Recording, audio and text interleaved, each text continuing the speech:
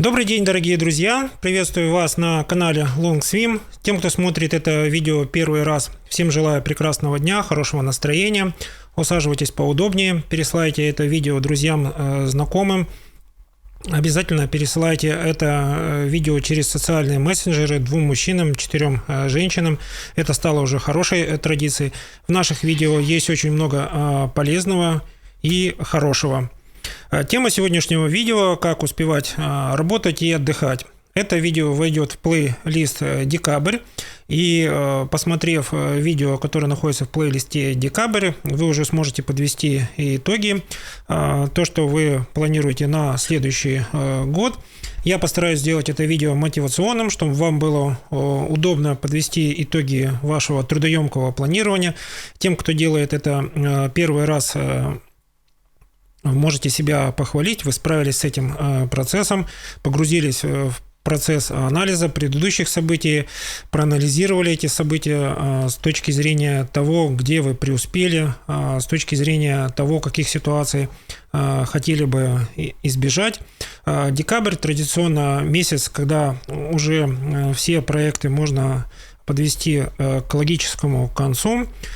Все, что вы хотите закончить уже в следующем году, делаем какую-то логическую остановку, подводим промежуточные итоги и смело переносим на следующий год. Тем, кто это видео смотрит первый раз, оно попалось вам по рекламе или друзья, знакомые вам прислали, немного расскажу о колесе жизненного баланса. Колесо жизненного баланса Long Swim состоит из 8 сфер. 8 сфер жизни колеса жизненного баланса, они отражают какую-то часть жизни. Здесь в колесе жизненного баланса отражены сферы, которые больше ориентированы на действия. Также есть сферы, которые больше ориентированы на эмоции. Когда вы захотите продиагностировать свое состояние по колесу жизненного баланса, в плейлисте «Диагностика» вы найдете подробную инструкцию, как это сделать. Моя задача сейчас вам рассказать, как мы запланировали на следующий год события, как под эти события собрать необходимый ресурс свой, эмоциональный, профессиональный, как привлечь единомышленников, как привлечь экспертов. Итак, мы в первую очередь планируем во всех сферах приоритетом то, что связано с восстановлением сил. Дело в том, что для мужчин очень важные сферы являются карьера и бизнес. Это сфера, в которой мужчина может реализовывать свой потенциал, профессиональный, творческий, амбициозный. И не менее важная сфера для мужчины – это сфера друзья и окружения. Для мужчин очень важно быть социально проявленным. Это место, где они черпают свою силу, где они там восстанавливаются, реабилитируются, делятся своими идеями, находят единомышленников. 2 сферы находятся по диагонали друг к другу. Сфера карьеры и бизнес сосредоточена на действиях. Со сферой друзья и окружение связана эмоциональная сторона. У женщин колесо жизненного баланса, если мы говорим об особенностях, о разнице между колесом жизненного баланса для женщин и для мужчин, для женщины 4 сферы, которые критически важны. Именно здесь женщина восстанавливает свои силы. Сфера яркой жизни, сфера духовный рост и творчество, сфера личностного роста и здоровье и спорт. Таким образом, сравнив 2 сферы, которые критически важны для мужчины и для женщины, мы уже замечаем отличия. Для женщины очень важен отдых, это сфера яркость жизни. Для женщины важно сосредоточиться на творческом проявлении. Именно творчество и духовные ценности дают женщину вот ту огромную стойкость к различным жизненным ситуациям. Личностный рост, обучение. Женщина очень активно на уровне интуиции умеет воспринимать знания. У нее также есть очень огромные способности претворять эти знания в жизнь. Не так, скажем так, концентрированно, как у мужчины, но у женщин таких способностей больше. Сфера здоровья и спорта очень важна для женщин, потому что женщины по статистике живут чуть-чуть или значительно больше, чем мужчины. Такая вот статистика подводит нас к выводу о том, что для того, чтобы планирование на следующий год было успешным, надо в первую очередь поставить приоритет на тех целях, которые лежат в сферах, где мы восстанавливаемся.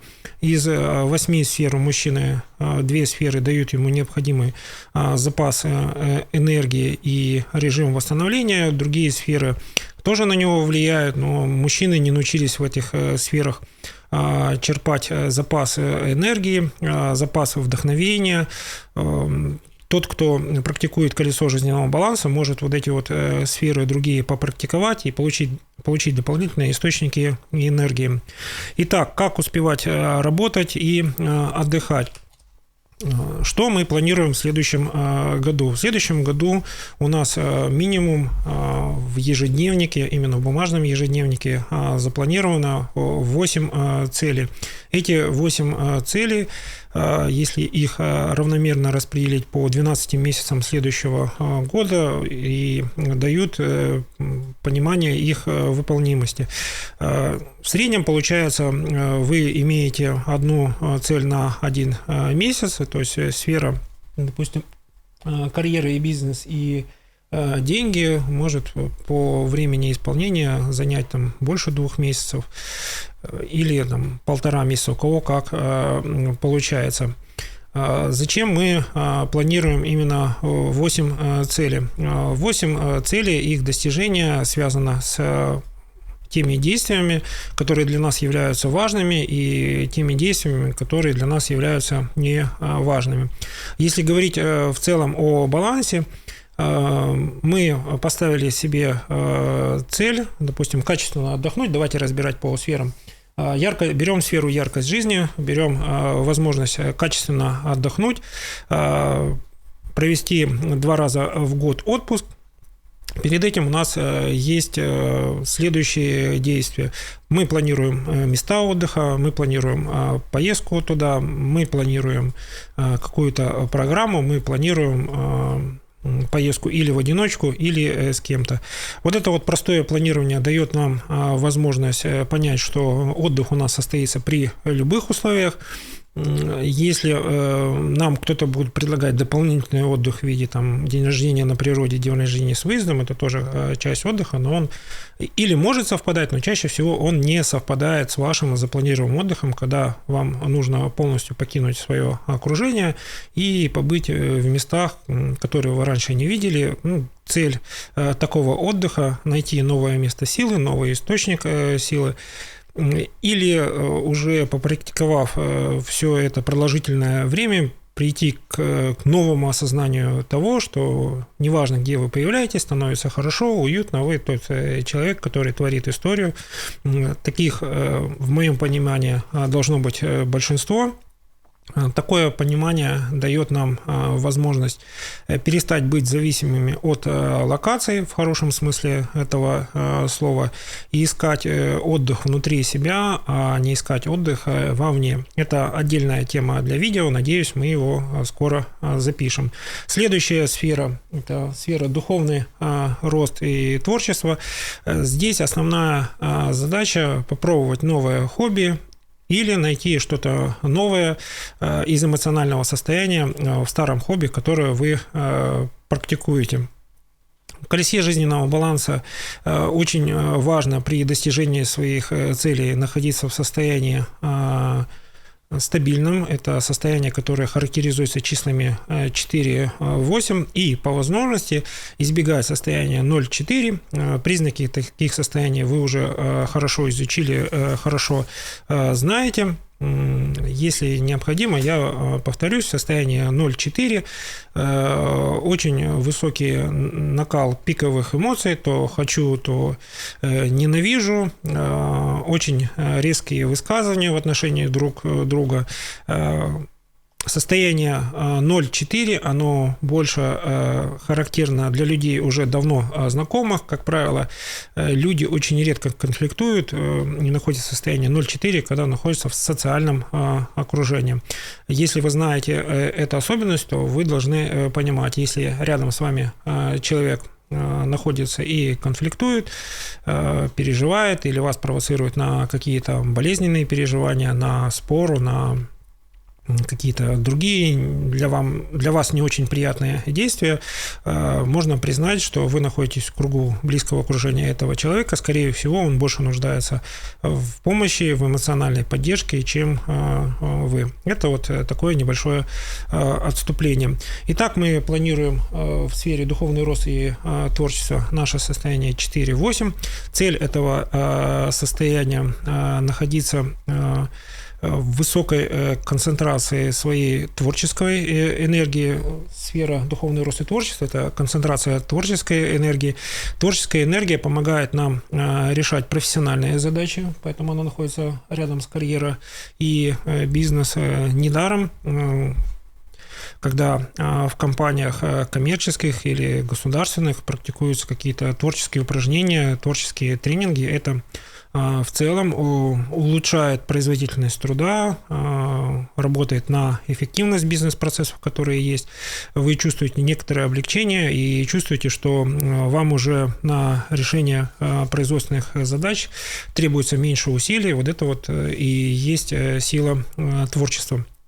Итак, переходим к сфере карьеры и бизнеса. Сфера карьеры и бизнес, что мы здесь планируем? В карьере и бизнесе важно сфокусироваться на двух крайних точках. Первое – это ваша личная карьера, ваши личные амбиции, чего вы хотите достичь как эксперт. Развиваем свою экспертизу. И следующий момент – один раз в год не забываем быть в фокусе своего собственного бизнеса. Почему об этом нужно говорить в начале года? Потому что если вы в целом хорошо и рационально анализируете свой бизнес, вы понимаете, что для бизнеса или не созданы условия, или не накоплен необходимый стартовый капитал, или у вас нет необходимых партнеров, с кем этот бизнес можно начать. В любой момент можно бизнес продолжить в одиночку, но когда у вас есть надежные партнеры, бизнес вести гораздо легче. Об этом свидетельствуют и различные исследования, и партнерский бизнес, он ведет к тому, что можно масштабировать этот бизнес, открывать параллельные бизнесы, то есть в партнерском бизнесе гораздо больше возможностей. Плавно переходим к следующей сфере. Деньги. Что мы планируем на следующий год? На следующий год мы понимаем, какие усилия мы будем направлять для того, чтобы наш финансовый денежный поток был стабильным. А если он упал в течение того года, который вы прожили, вам необходимо подумать, увеличить бюджет и усилия на продвижение вашей экспертизы, продвижение ваших товаров и услуг. Даже если вы потратите эти деньги и у вас ничто не поменяется в денежном потоке, вы для себя просто укрепите свои позиции и будете понимать, что перерасход денежных средств на рекламу говорит о том, что вы просто снизили риски падения вашего денежного дохода. В состоянии деньги мы тоже анализируем две крайние точки. Первая точка – это существующий денежный доход, и второе – возможность привлечения инвестиций и управления привлеченными инвестициями. Почему такие противоположные точки должны находиться в фокусе вашего внимания? Денежный поток, который у вас есть, если вы его анализируете, вы уже являетесь экспертом Если вы понимаете, что вы уже уперлись как бы в потолок и вам уже тесно в рамках своей компетенции, вы можете как бы посмотреть, где ваша компетенция, ваша репутация будет еще раз востребована.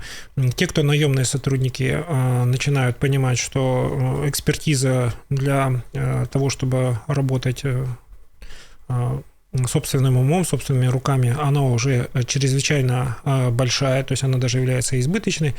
Но когда вы переходите в другой параллельный бизнес, или вам дают возможность управлять другим бизнесом, или вы просто стартуете в новом проекте, вы начинаете понимать, что вашей экспертизы чрезвычайно мало, потому что та отрасль, где вы пробуете свои силы, она имеет свои новые особенности, и у вас это не так легко и непринужденно получается. Для этого есть следующая сфера, где мы набираемся опыта, это сфера личностного роста.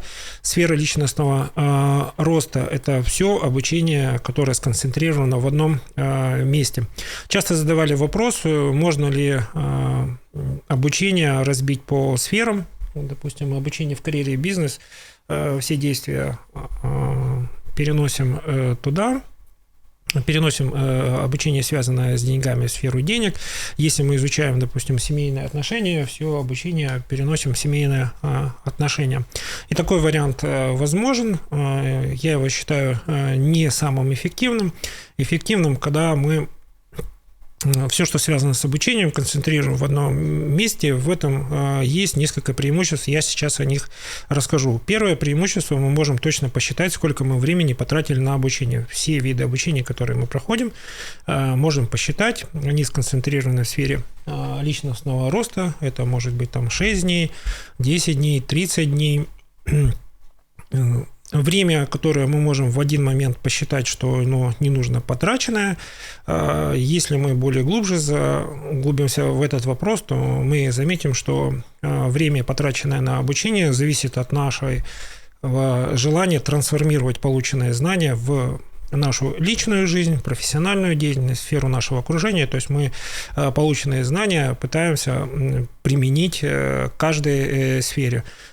Прошли мы обучение по йоге или прошли мы обучение по фридайвингу. На примере сейчас расскажу, как это влияет на все сферы. Прошли обучение по фридайвингу. В сфере яркости жизни мы в первую очередь лучше начинаем понимать себя, свое тело. Мы понимаем, что после получения первых признаков того, что кислород заканчивается, у организма есть двухкратный, трехкратный запас этого кислорода, и мы путем длительных тренировок можем довести задержку дыхания до 6 минут и выше. Это вопрос следования методики и регулярной тренировки. Постепенно мы пересматриваем отношение к вредным привычкам, они могут сопутствовать в нашей жизни, мы можем от них легко избавиться, но уже наша глубина ощущения от того, что происходит вокруг нас и внутри нас, она уже имеет более широкий динамический диапазон. В сфере духовного роста и творчества мы начинаем понимать более тонкие грани радости от хобби. Это хобби может быть и компьютерные игры, это хобби может быть каллиграфия. Любой вид хобби от современных до очень-очень традиционных мы начинаем больше радоваться, больше ощущать радости и от процесса, и от результата. Более склонны мы делиться своими радостями и вовлекать людей в свое хобби, даже просто рассказывая об этом. В сфере карьера и бизнес, пройдя обучение по фридайвингу, по йоге, мы понимаем, что мы можем находиться и переключаться между интенсивной рабочей деятельностью в состоянии абсолютного покоя, в состоянии абсолютной спокойствие. Это значит, что мы уже можем переходить из состояния в состояние, используя собственную волю, а не используя внешние обстоятельства. Вот так вот сурово можно охарактеризовать. В сфере денег обучение фридайвингу и йоге говорит нам о том, что когда мы не участвуем в процессе, в этом процессе ничего страшного не происходит. Если мы предлагаем какие-то идеи эти идеи в определенные моменты времени будут становиться ценностью и для вас, и для окружающих. Ваше умение справляться со стрессом является ценным для руководителя какого-то проекта. В какой-то мере мы в определенный период времени становимся ответственными за действия чужих людей, ответственными за чужой результат. В этом нет ничего героического, и это просто ваша классная характеристика. В сфере личностного роста прошли обучение, начинаем что-то применять к своим сферам. После того, как вы прошли обучение по йоге или фридайвингу, вы можете немного себя попробовать в качестве наставника. Сначала это мотивационный тренер, который рассказывает людям о таких замечательных явлениях, как фридайвинг, о таких замечательных явлениях, как йога, какие там есть прекрасные результаты после длительной тренировки, при нерегулярной тренировке. Все это вовлекает людей в прекрасный мир йоги и фридайвинга. И вот когда вы даже друзьям рассказываете о том, как прошли соревнования по фридайвингу или просто это было занятие йоги, вы всегда находите единомышленники. И эти единомышленники обладают одинаковыми с вами ценностями.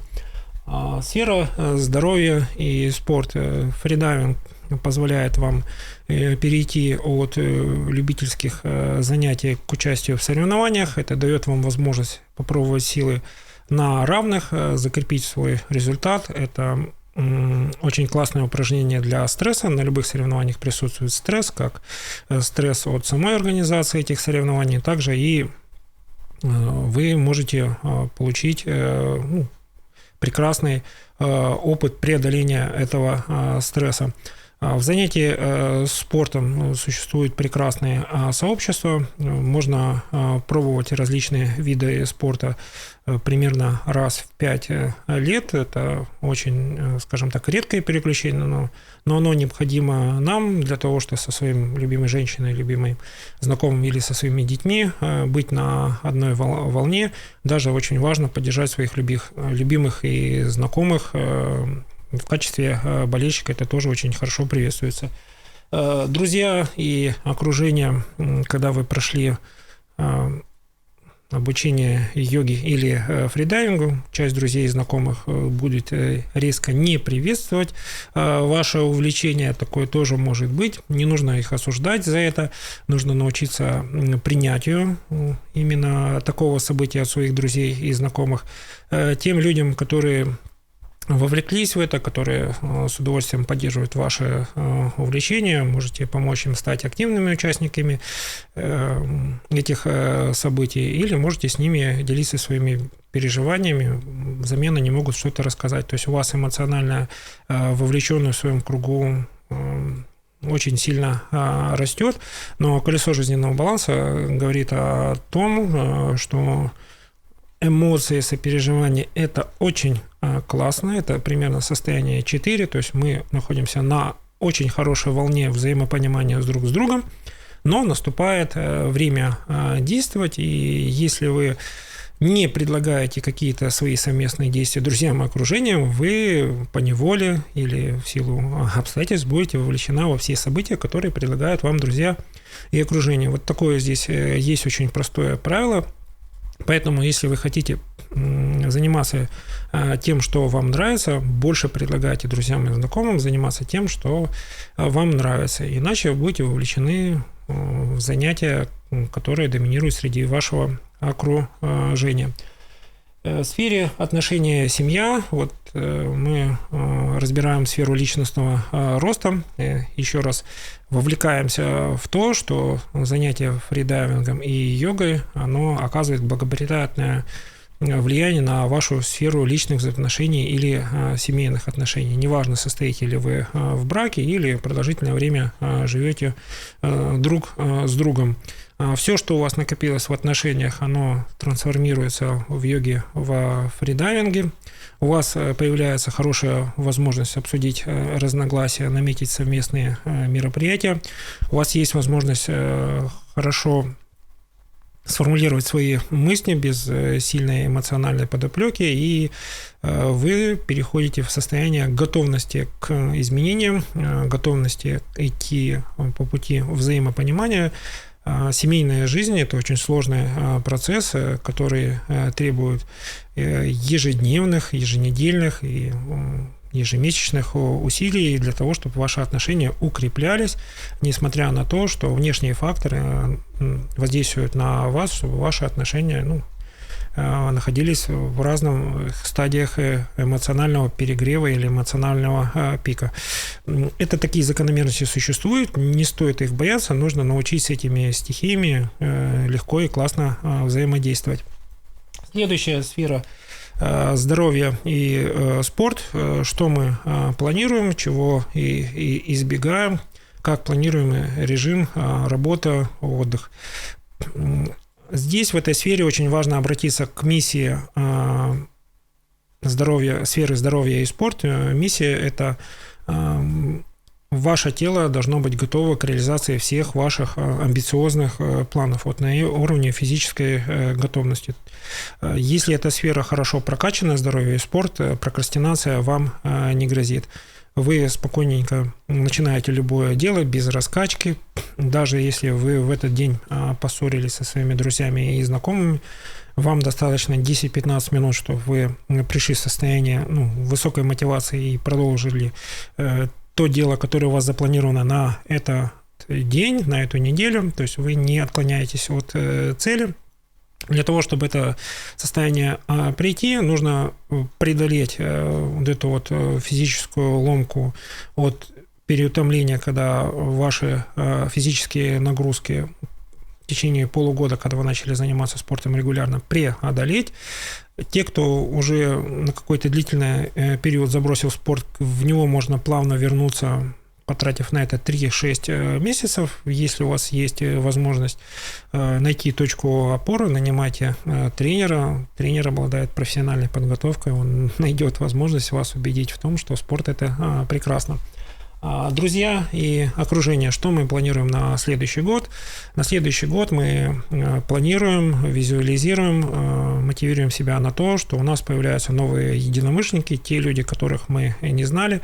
В каждой сфере у вас может появиться 2, 3, 4 человека, которые совершенно гармонично войдут в вашу жизнь. Вы сами удивитесь тому, что новые люди будут вас ценить больше, чем ваше окружение, с которым вы знакомы больше 10 лет, потому что вы развиваетесь, вы становитесь выше, вы уже готовы быть инициатором каких-то действий. И вот эти вот новые единомышленники – это ваш план на следующий год. Для кого-то тоже вы будете новым другом, новым знакомым, прекрасным собеседником, человеком, который является для других источником хорошего настроения, источником хороших дел.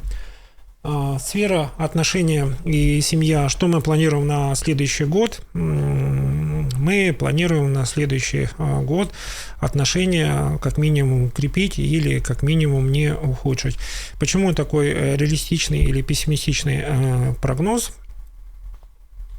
Опыт семейных счастливых пар показывает, что нужно находить всегда 2 или 3 причины, понимать, почему вы находитесь рядом с любимым человеком, то есть вы должны осознавать его ценность. Ценность человека, от которого вы ушли или вы с которым находитесь на дистанции, она со временем, скорее всего, увеличивается, эмоциональный накал уходит, и вы понимаете вот эти вот тонкости, те особенности вашего близкого человека, за которые вы ценили, и ради вот этих вот ощущений вашего состояния вы готовы вернуться вновь к тем состояниям, которые были. Всегда в следующем году можно запланировать в сфере отношения и семья, простить человеку его эмоциональное состояние. Это значит, что вы находитесь в состоянии 4-8, когда вы принимаете вашего любимого человека, любимую женщину, любимого мужчину такого, какой он или она есть, Они стараются, ваши любимые, быть с вами откровенными и искренними. Если вы растете, вы их воспринимаете такими, какими они есть. Не пытайтесь их переделать, предлагайте совместные дела, события, которые дают вам возможность находиться в одном состоянии, когда вы двигаетесь к тем целям, которые вы нравитесь.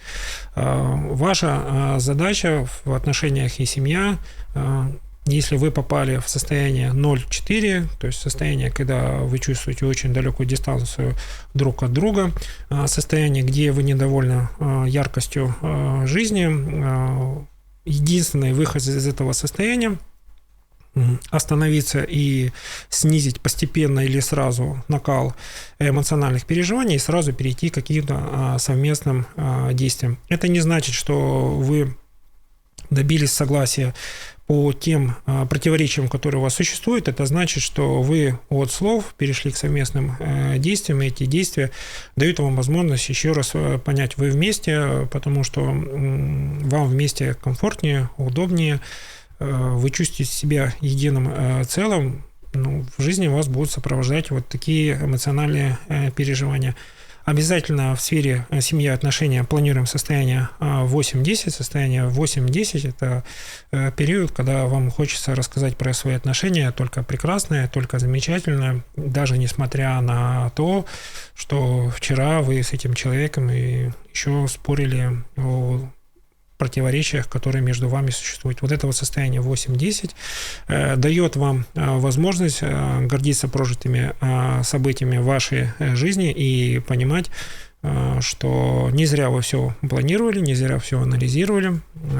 Реальность, она такая, что, скорее всего, с нами происходит то, что мы себе запланировали в начале года. На этом это видео подходит к концу. Подводим итоги.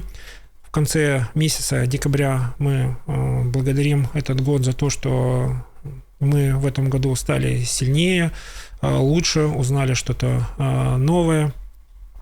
Мы стали счастливее, опытнее. В следующем году мы планируем такие же состояния. Мы будем уже мудры и будем философски относиться к тем ошибкам, которые, возможно, будут. Мы легко преодолеем вместе со своими единомышленниками, с друзьями и знакомыми те препятствия, которые будут на нашем пути. Препятствия будут нас объединять, помогать мобилизовывать силы, и это для нас будет вот именно открытие колеса жизненного баланса с точки зрения практика. Всем, кто смотрел это видео, я всем желаю хорошего дня. Подписывайтесь на наш канал, ставьте лайки, пишите комментарии. Все, кто смотрел это видео, всем желаю прекрасного настроения, хорошего дня. У вас все получится.